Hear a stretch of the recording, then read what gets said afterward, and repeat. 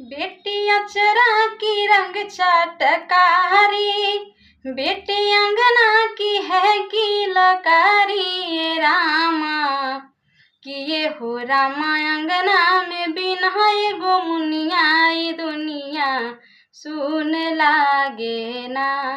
किए हो रामा अंगना में बिना एगो मुनिया, ई दुनिया सुन लागे ना।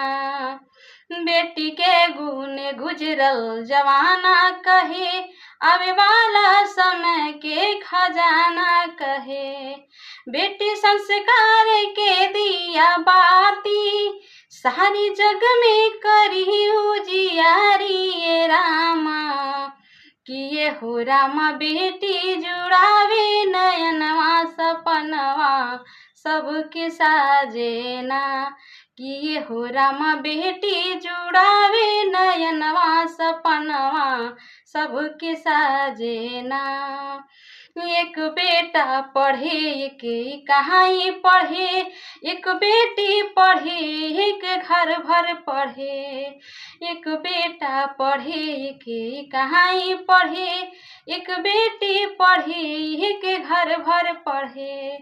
तब पढ़ावे में कैसन लाचारी, बात हमनी के सोहनी बिचारी। ये रामा किए हो रामा पढ़ल लिखल बेटी से ई बगिया सबके साजे ना। किए हो रामा पढ़ल लिखल बेटी से ई बगिया सबके साजे ना। किए हो रामा पढ़ल लिखल बेटी से ई बगिया सबके साजे ना।